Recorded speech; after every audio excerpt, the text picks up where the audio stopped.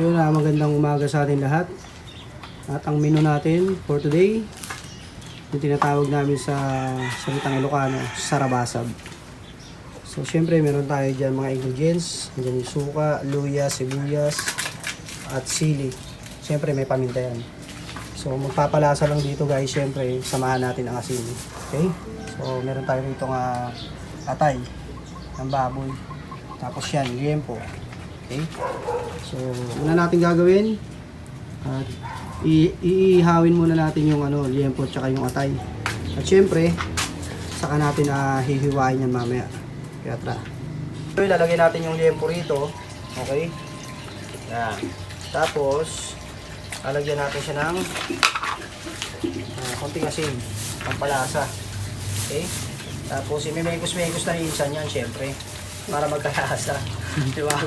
So, konti lang guys, kasi may timpla to eh. Lalagyan natin ng timpla eh, baka kumalat. Di ba? So, imimekos-mekos na natin yan ng ganyan para magkalasa. Okay?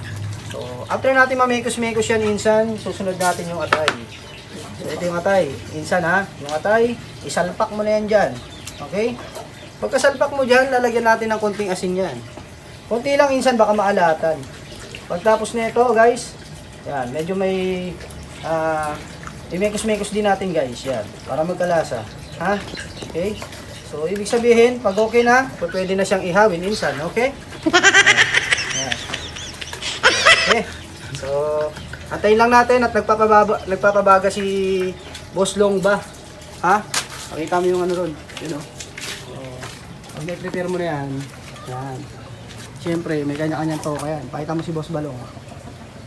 Yun! Ang gwapo ng ating taga-ihaw. So yun, pinapabagaan niya. Antayin nyo lang guys, mamaya mag-ihaw na tayo. Shout out. Ilocano na dyan. Sabi nito ron.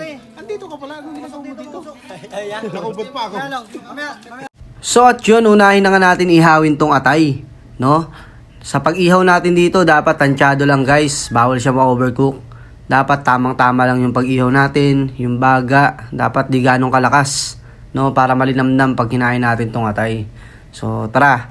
At samahan nyo kami magluto ng sarabasab. At syempre habang nag-iihaw tayo, nandito naman si Boss Balong ngayon. No, piniprepare niya na yung mga ingredients na ihalo natin no, sa sarabasab. Andiyan yung sibuyas, ang siling labuyo, at syempre meron yung luya. So ihanda mo na yan para mamaya titimplahan na natin yan, Boss Balong.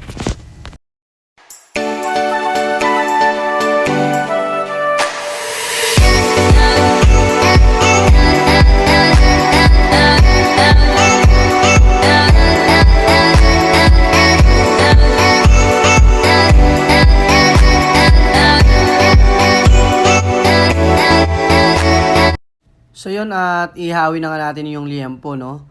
At ang advice ko lang, no? Much better na medyo lagain nyo muna ng kaunti.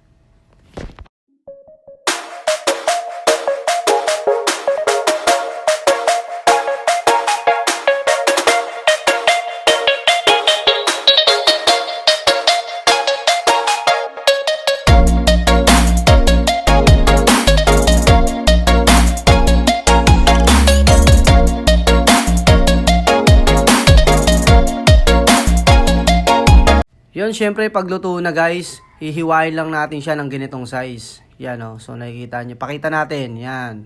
So ganyan lang yung size na paghiwa. So para maglasa talaga yung ating gagawing sarabasab. Yan. Tama-tama lang yung hiwa. Okay?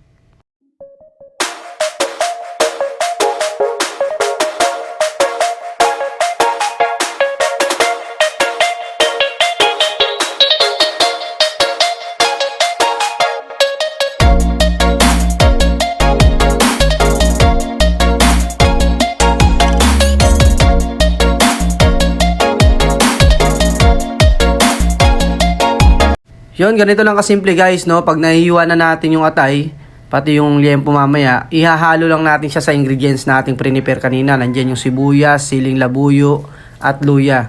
At syempre, ang magpapalasa dito guys, yung asin at suka. No? Natatansyahin lang natin guys para hindi natin maalatan. Na tamang-tama lang yung asim niya. At ang kagandahan kasi guys, no, pagka nilaga natin siya, medyo crispy yung balat niya, no? Tapos syempre yung loob ng laman, talagang juicy siya. So mamaya pag tinikman natin to, talagang napakasarap naman talaga guys. Ayan, no, nakikita niyo na ba? Pakunti-kunti, matatapos na natin siya, no? Kunti na lang guys. Yan, nadublot ko. Patay ko rin. Yan lang.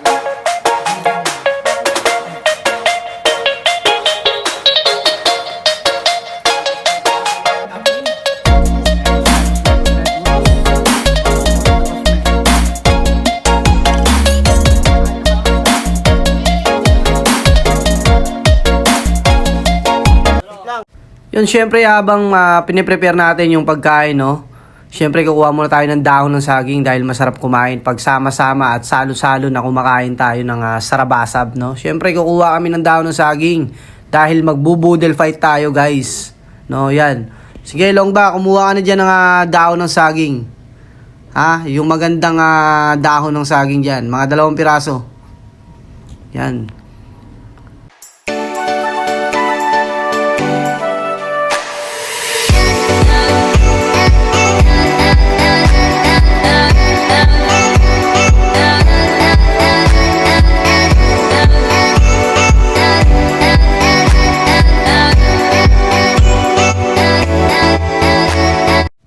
Yun, at meron na tayong isa guys, no? At isa na lang, kukuha pa tayo ng isa para magkasya. Sabay-sabay tayong kakain at magbubudel fight tayo guys.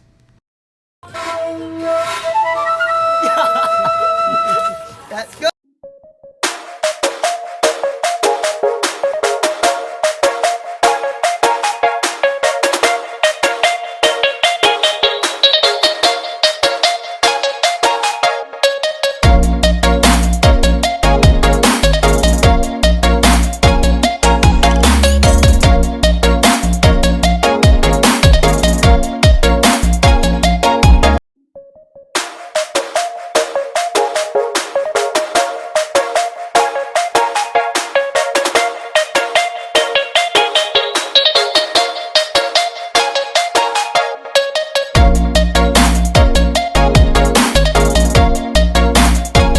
Yun, at natapos na nga natin hiwain lahat. So, kaya ang gagawin natin yan guys, hahalu-haluin lang natin ng ganyan. Imimix lang natin yan. Imimekos-mekos ni Insan yan guys. Ayan, no. So, titimplahan lang natin yan, no, ng kaunting asin. At syempre, lalagyan natin ng suka para pampalasa guys. So, yan. Malapit na matapos.